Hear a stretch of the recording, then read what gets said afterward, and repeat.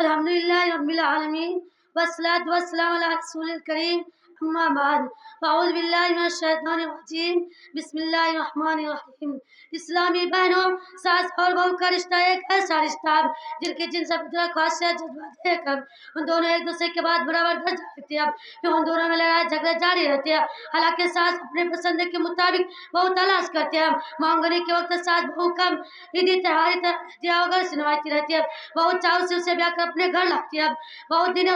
کچھ دنوں تک ساس بہو میں محبت رہتی ہے، پھر دھیرے دھیرے ایک ساتھ رہتے چھوٹی چھوٹی بدگمانیاں پیدا ہوتی ہے، یہاں تک کہ حسد، کینہ، کبر، چغلی، غیبت، الزام تراشی، گالی گلوچ، لڑائی جھگڑے کی نوبت آ جاتی ہے۔ بیٹے کی ذات شکایت کا رجسٹر بن جاتی ہے۔ بیٹا اگر ماں کو خوش رکھے تو بیوی ناراض، بیوی کو خوش رکھے تو ماں ناراض، بلاخر ساس بہو کا جھگڑا یہیں آ کر ختم ہوتا ہے۔ جب بہو کو اسلام نے عورتوں کو ایک حق دیا کہ اس کے گھر ویسا ہو، وہ کچھ ذمہ داری ہے، جیسا کہ نبی کریم صلی اللہ علیہ وسلم کا ارشاد ہے وَالْمَرْأَةُ رَائِتُ فِي بَيْتِ زَوْجِهَا مَسْئُولَةٌ عَنْ رَعِيَّتِهَا، اور عورت بھی اپنے شوہر کے گھر کی ذمہ داری ہے اور اس سے اس کے بارے میں پوچھا جائے گا۔ معلوم ہے کہ عورت اپنے شوہر کے گھر کی ذمہ داری ہے اور ان کے گھر کی ذمہ داری ہے، معلوم ہے کہ خود ذمہ داری ہے۔ میری بہنوں، ہمارے سامنے ساس بہو کا ایسا رشتہ ہے جن کے جسم پر خاصیت جذبات ہے، ان دونوں میں ایک لڑائی جھگڑے جاری رہتی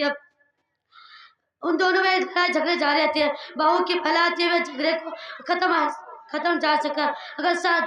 سوچا جائے تو 4 قسم کے لوگ اس جھگڑے کو ختم کرنے میں اہم کردار ادا کر سکتے ہیں۔ نمبر 1، بہو کی والدین، نمبر 2، ساس سسر، نمبر 3، بیٹا شوہر، نمبر 4، بہو۔ آئیے اب دیکھیں کہ اس تنازع میں کس کا کیا ذمہ داری بنتی ہے۔ والدین کی پہلی ذمہ داری ہے کہ اپنی بیٹی بہو کی خواہشیں رکھتے ہیں، اور والدین کی دوسری ذمہ داری ہے کہ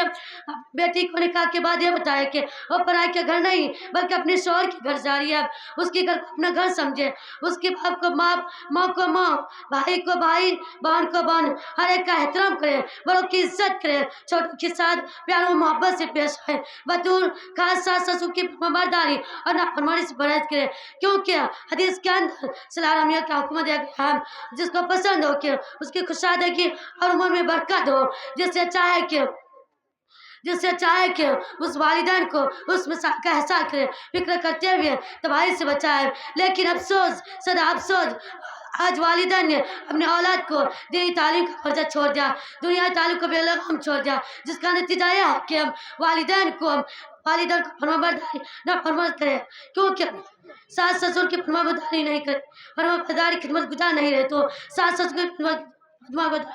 خدمت کس طرح کر سکتے ہیں، اس میں احسان کریں۔ پر یہی قانون فطرت ہے، کانٹوں کے جو وہی بوئیں گے۔ پروردگار سے یہ حکم کرتے کہ تم اس سے اس کی عبادت کرنا اور اس کے بعد ماں باپ کے ساتھ احسان کرنا، تیری موجودگی میں ان